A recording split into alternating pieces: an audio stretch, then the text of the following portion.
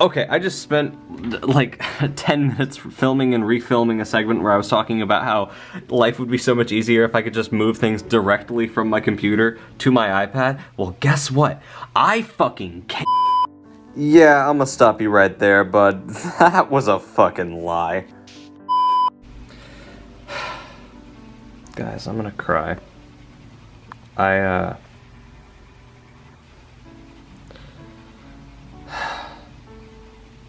See? Dragon. Uh-oh. I can't do it. It won't let me.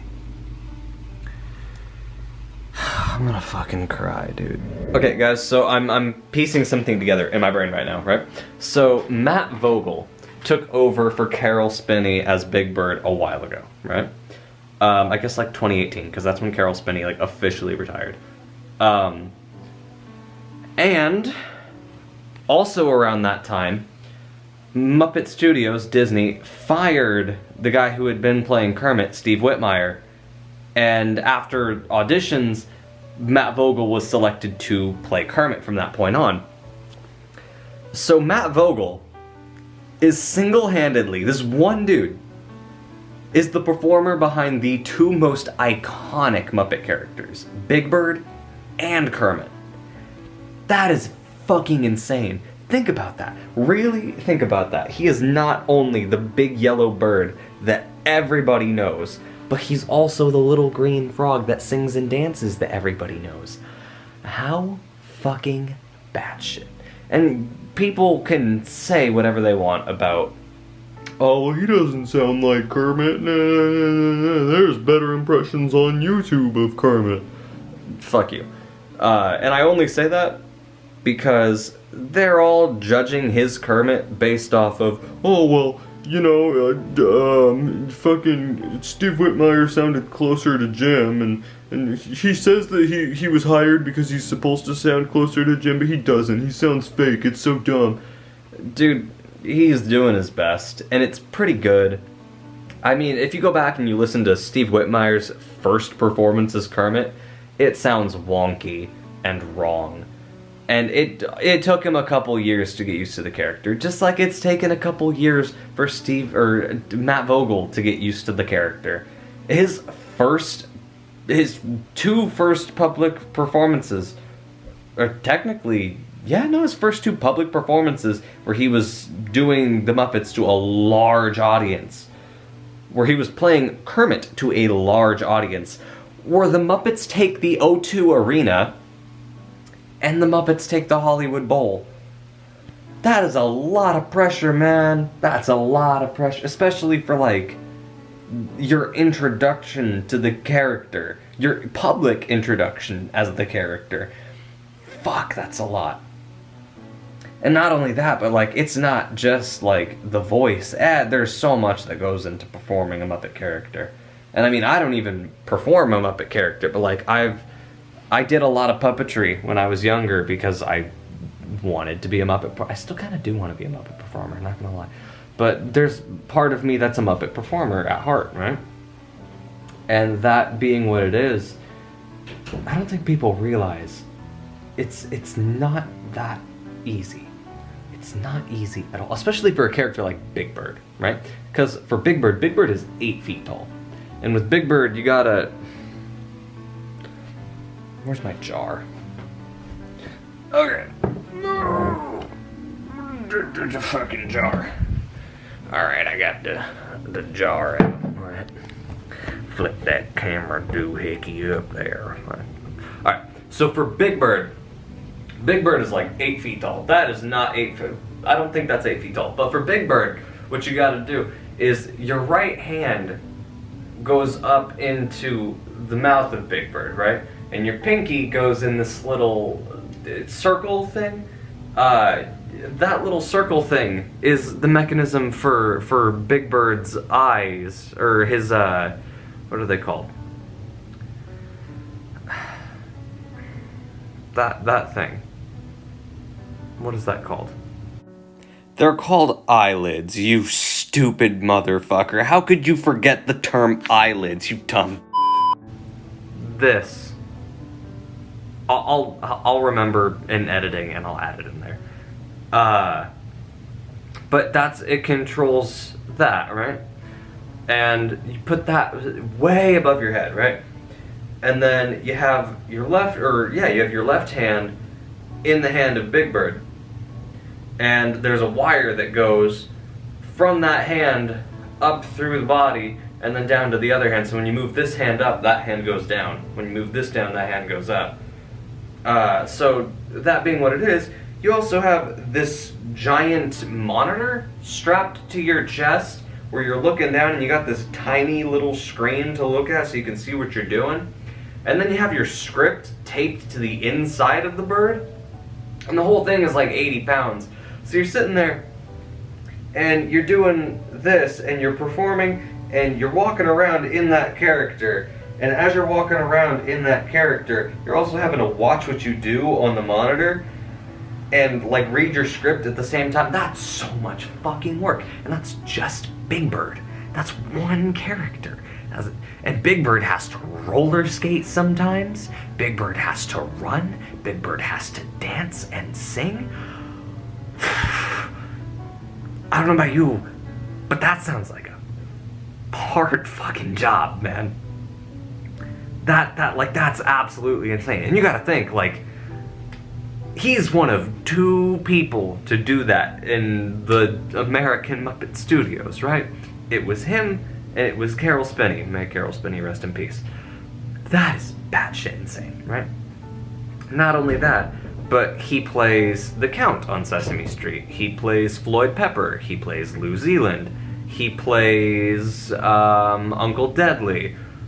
If I'm not mistaken, he also plays Zoot? Question mark? He plays a lot, because he plays not just, Big Bird, but he also plays Jerry Nelson characters. So he's a lot of different characters, right? And then Kermit, when he took over as Kermit, the thing about Kermit is, that's a really iconic character. There's a lot of stress that goes into being Kermit the Frog. And people don't really realize that. Not only is he Big Bird, that giant fucking having to manage all sorts of things at one time, but on top of that, he's also very important characters in the Muppets. Multiple very important characters in the mainstream Muppets. And then, on top of all of that, Kermit the Frog gets thrown into the mix. Kermit the Frog being literally the most iconic Muppet character of all time. Jim Henson's right-hand frog. What a fucking nightmare. Dude, imagine being tasked with not just Big Bird, but Kermit the Frog around the same time. Imagine that. And then, on top of that, imagine that people are criticizing you because of your first performance as the character. Wow. Yeah, dude,